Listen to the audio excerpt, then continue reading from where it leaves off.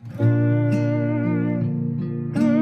वालेकुम, इकोनोवाइज के पॉडकास्ट में आपको खुशामदीद। इस दफ़ा थोड़ी सी ताख़ीर ज़्यादा हो गई। उसकी वजह वही है कि आजकल क्योंकि लॉकडाउन है तो उस वजह से एट टाइम्स हमारे पास मुनासिब रिकॉर्डिंग करने के लिए ऑप्शन अवेलेबल नहीं होते हैं, तो उसकी वजह से कुछ हिचेज आ जाती हैं।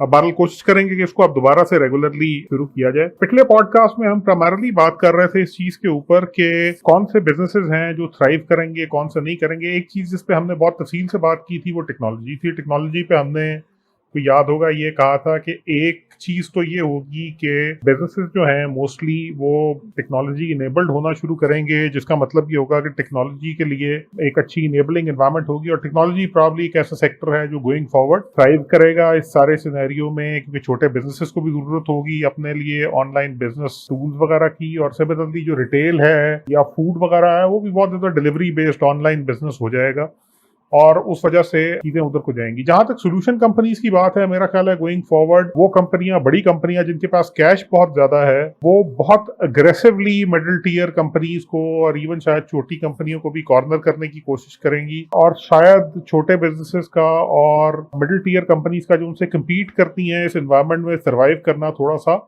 मुश्किल हो, क्योंकि एक तो ये जाहिर सी बात है all said and done even technology के केस में भी ये स्टैग्नेंट या लिमिटेड डिमांड की मार्केट रहेगी कुछ देर। और दूसरा बिजनेसेस के केस में एक कैश क्रंच भी एग्जिस्ट करता है जो छोटे बिजनेसेस को और मिड साइज बिजनेसेस को ज्यादा असरअंदाज होगा कंपेयर टू बड़े बिजनेसेस के।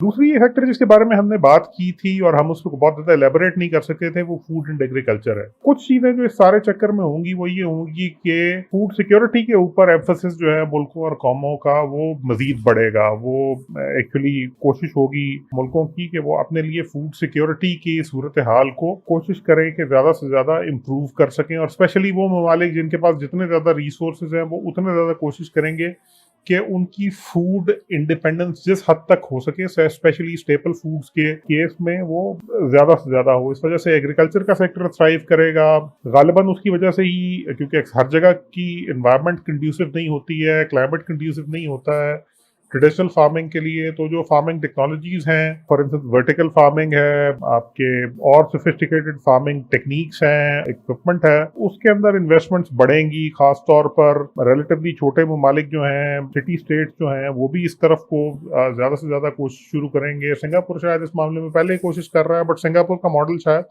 अक्सर ममालिक अब रेप्लिकेट करेंगे। तो एग्रीकल्चर एक दूसरी चीज है जिसके अंदर इन्वेस्टमेंट बढ़ेगी, और ना सिर्फ ये कि मुल्कों के केस में बढ़ेगी बल्कि शायद इंडिविजुअल्स के केस में भी, स्पेशली जब कमर्शियल रियल एस्टेट अपनी वैल्यू खोता जा रहा है।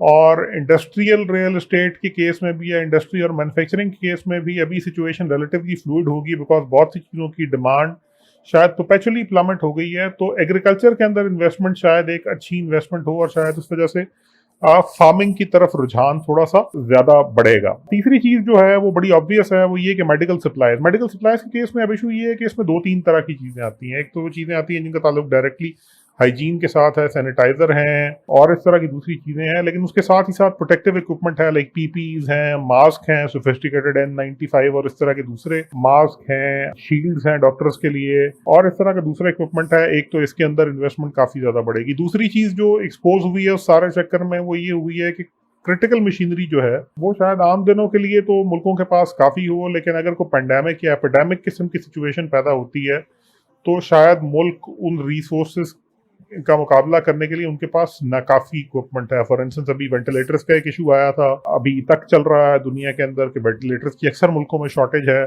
जर्मनी जैसे कुछ मुल्क जिनकी इंडस्ट्रियल बेस तगड़ी थी वो तो उसको प्रॉप अप कर चुके हैं, बाकी सब ममालिक जो हैं वो भी स्ट्रगल कर रहे हैं। यूके ने कोशिश की इफेक्टिवली। अब सिचुएशन ये है कि उन्होंने लोकल मैन्युफैक्चरिंग के जो वेंटिलेटर वगैरह बनाए थे, लोकल मैन्युफैक्चरिंग से जो वेंटिलेटर बनाए थे उनको उन्होंने स्क्रैप कर दिया है अब तकरीबन जो एग्जिस्टिंग थे, और उसके डिजाइन में कुछ चेंजेस वगैरह कर रहे हैं, क्योंकि जाहिर सी बात है कि थोड़ा सा कैपेसिटी का इशू फेस कर रहे हैं। पाकिस्तान के केस में भी गालिबन पाकिस्तान ऑर्डिनेंस फैक्ट्री को कहा गया था कि वो वेंटिलेटर वगैरह बनाएगी। अभी तक उसके टेस्ट के बारे में कोई चीजें नहीं आई हैं। लेकिन दूसरा, एक तो पब्लिक सेक्टर में इसको इंट्रोड्यूस करवाया जा रहा है, प्राइवेट सेक्टर को बिल्कुल इंगेज नहीं किया जा रहा, तो शायद इससे वो लॉन्ग टर्म एडवांटेज या कंपेटिटिव एज शायद उस तरह ना मिल सके जिस तरह मिलने की जरूरत होती है। दूसरी जो चीज आएगी वो ये आएगी कि पेंडेमिक से रिलेटेड मेडिकल सप्लाईज के अलावा भी medical supplies going forward is going to be a sizeable business, because दुनिया में बहुत सी हुकूमतों के ऊपर अब ये प्रेशर आएगा कि वो हेल्थ केयर में ज्यादा से ज्यादा इन्वेस्ट करें, और वो दो वजहों से आएगा। एक तो इस वजह से आएगा क्योंकि सीधी सी बात है कि एक पेंडेमिक आया है तो पब्लिक साइकी जो है उसके अंदर एक फियर है, और वो तवक्को करेंगे अपनी हुकूमतों से कि वो सेहत के ऊपर ज्यादा इन्वेस्ट करें, और उसको एड्रेस करने के लिए हुकूमतें एक्चुअली सेहत के ऊपर ज्यादा इन्वेस्ट करेंगी ताकि पब्लिक के सेंटिमेंट को एड्रेस किया जा सके। दूसरा, वो ममालिक जहां पर अभी तक हेल्थ केयर में प्राइवेट पार्टिसिपेशन बहुत ज्यादा थी, मसलन अमेरिका वगैरह, या इवन पाकिस्तान भी, जहां रुझान प्राइवेट सेक्टर की तरफ बहुत ज्यादा था, क्योंकि इस सारे पेंडेमिक के केस में हुकूमत को एक्सटेंसिवली खर्च करना पड़ रहा है हेल्थ केयर के ऊपर, तो हुकूमत शायद अब अपनी स्पेस थोड़ी सी ज्यादा हेल्थ सिस्टम के अंदर इंक्रीज करेगी, विच बेसिकली मीन्स के जो बजट एलोकेशन है हेल्थ के लिए वो ज्यादा होंगी, और जब गवर्नमेंट का हेल्थ केयर सिस्टम इंप्रूव करता है तो it always does it at the cost of private sector. तो शायद, और प्राइवेट सेक्टर के केस में क्योंकि प्रॉफिट मार्जिन वगैरह का एलिमेंट ज्यादा होता है, इसलिए cost of health care usually थोड़ी सी ज्यादा होती है। अगर गवर्नमेंट करेगी इसको तो ज्यादा बड़े स्केल के ऊपर करेगी, तो स्केल इटसेल्फ शायद एक चीज होगी जो इस सारे के सारे मेडिकल रिलेटेड इक्विपमेंट की और मेडिकल सप्लाईज के इंडस्ट्री को गोइंग फॉरवर्ड बूम करेगी। और यहाँ बात खत्म नहीं होगी, बिकॉज उसकी वजह ये कि जब आप हेल्थ केयर में इन्वेस्ट करना शुरू करेंगे तो उसमें ना सिर्फ ये कि हेल्थ केयर में एग्जिस्टिंग इक्विपमेंट डिमांड के ऊपर मैन्युफैक्चरिंग में इन्वेस्ट होगा, बल्कि बहुत सा R&D के ऊपर भी इन्वेस्ट होगा। मसलन कोरोना की वैक्सीन के लिए इन्वेस्टमेंट होगी, उसी तरह इसके ट्रीटमेंट के लिए होगी, और दूसरी चीजें होंगी जिनके ऊपर होगी, वेंटिलेटर्स के ऊपर होगी। तो जब इन टेक्नोलॉजीज में इन्वेस्ट होता है तो हर टेक्नोलॉजी इन्वेस्टमेंट एक्चुअली कोई ना कोई peripheral industries, peripheral demand generate करती है, उसके एडिशनल यूजेस निकलते हैं। इसका मतलब ये कि उससे कई नई इंडस्ट्रीज भी और कई नई चीजें भी प्रॉप अप होंगी जिनकी डिमांड आगे चलकर फैलेगी। तो शायद हेल्थ केयर एक एवेन्यू अब बड़ा ऑब्वियसली नजर आ रहा है गोइंग फॉरवर्ड, जहां पर चीजें आगे को इम्प्रूव करना चाहेंगी। और मेरा ख्याल है कि इस वक्त हुकूमत को पाकिस्तान में खास तौर पर बड़ा संजीदगी के साथ एग्रीकल्चर और हेल्थ केयर के ऊपर खास तौर पर, इवन टेक के ऊपर भी, लेकिन टेक के ऊपर मसला ये कि हुकूमत पैसा ज़ाया बहुत करती है पाकिस्तान में। यहाँ लोग आते हैं और आके वो .com बबल से लेके और ई-कॉमर्स से लेके और पता नहीं किस किस चीज़ के ऊपर, डिजिटल पाकिस्तान, वो चूना बहुत लगा हुआ है और कोई टेंजिबल आउटकम नजर नहीं आती, क्योंकि हमने वो इनिशियल बैंड वैगन मिस कर दी है। बट एग्रीकल्चर में हमारा एडवांटेज अभी भी है, हुकूमत को इसमें इन्वेस्ट करना चाहिए और ज़्यादा क्रिटिकल चीज़, और इंकरेज करना चाहिए बिजनेस को। ज़्यादा क्रिटिकल चीज़ ये कि जो ये नया हेल्थ केयर बूम है, इसमें प्राइवेट सेक्टर ड्रिवन, जहां गवर्नमेंट हेल्थ केयर सिस्टम की बायर हो सबसे बड़ी, लेकिन इनोवेशन और जो मैन्युफैक्चरिंग और इस तरह की दूसरी चीज़ें हैं वो ज़्यादा से ज़्यादा प्राइवेट सेक्टर को इनकरेज किया जाए कि वो इसमें R&D भी करे, इसमें मैन्युफैक्चरिंग भी करे, इसमें सर्विसेज भी दे और इस पाए को फैलाने की कोशिश की जाए। क्योंकि इवेंचुअली अगर इस तरीके से इसको किया जाएगा तो इसमें लॉन्ग टर्म में एक्सपोर्ट पोटेंशियल भी ठीक ठाक निकलेगा। एक चीज और जिसके ऊपर हम बात करना चाहेंगे वो तेल है। तेल के ऊपर हम एक पूरा पॉडकास्ट अलग से करना चाहेंगे अगली दफा,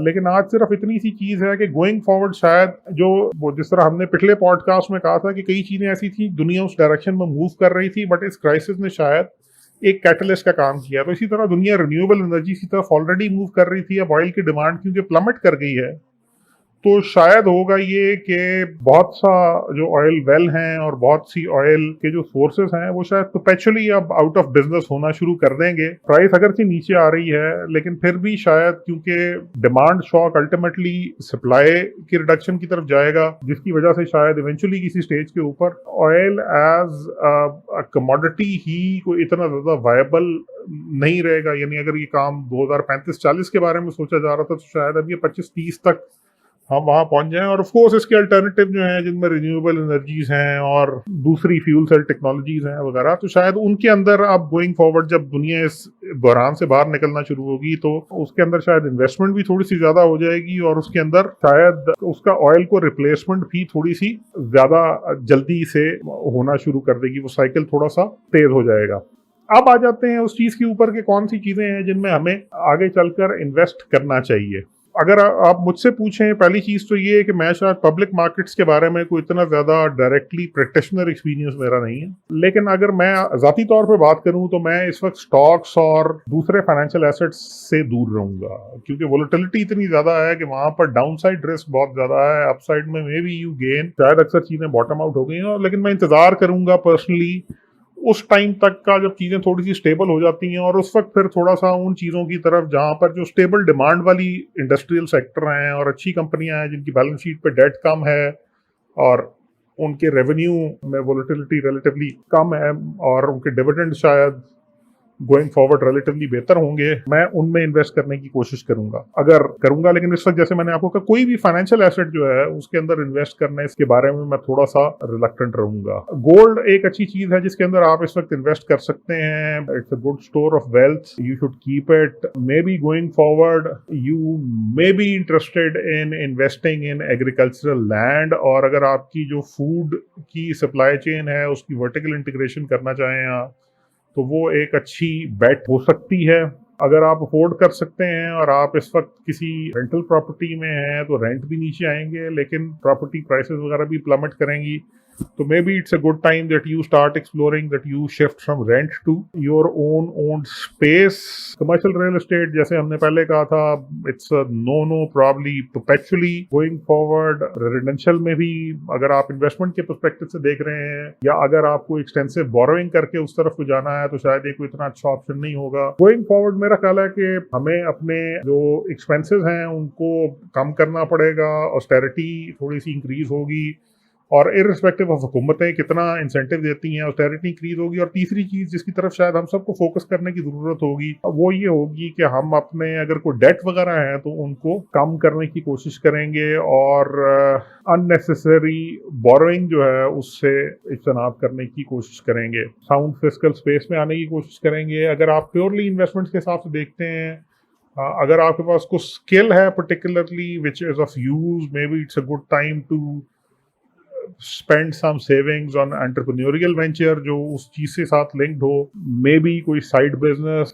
उन चीजों के अंदर दो ये चीजें में रखें कोई भी बिजनेस शुरू करने से पहले कि इस वक्त हम एक डिमांड स्लम्प में हैं और ये डिमांड स्लम्प शायद अगले कई महीनों तक जारी रहेगा। तो आप जो कुछ भी प्लान करें ये डिमांड स्लम्प को एटलीस्ट ज़हन में रखकर प्लान करें। उसके अलावा अभी फिलहाल कमोडिटीज सवाए गोल्ड के शायद रिलेटिवली डिप्रेस्ड रहेंगी। आगे चलकर शायद जब इंडस्ट्रियल डिमांड वगैरह पिक करना शुरू करती है तो इस चीज़ की तरफ थोड़ा सा फोकस करना शुरू कर सकते हैं कि कौन सी मेटल्स हैं जिनके अंदर आप इन्वेस्ट कर सकते हैं, वो इम्प्रूव करने के चांसेस हैं। स्पेशली वो मेटल्स जो मेडिकल सप्लाईज वगैरह या वो उन इंडस्ट्रीज में जो बूम कर रही होंगी उनमें इस्तेमाल होती हैं, उनके केस में शायद उनकी प्राइस एप्रिसिएशन में आपको आगे चलकर फायदा हो सकता है। स्किल्स के ऊपर इन्वेस्ट करना, शायद मतलब कोई भी नई स्किल्स सीखना या किसी नई फील्ड में को एक्सप्लोर करना, that may turn out to be the best investment right now. तो ये कुछ चीजें हैं इन्वेस्टमेंट के बारे में। बाकी हम इसके ऊपर मजीद भी बात करते रहेंगे, लेकिन फिलहाल के लिए हमने थोड़ी सी कोशिश की कि हम इन चीज़ों पर बात करें कि कोरोना के बाद की दुनिया कैसी होगी, और अगर आपको सवाल हो तो हम उनके ज़रूर जवाब देना चाहेंगे। अगर आपको ऑब्जर्वेशन हो शेयर कीजिए, हम उसको अपने बाकी सुनने वालों के साथ भी शेयर करेंगे। आपका बहुत बहुत शुक्रिया।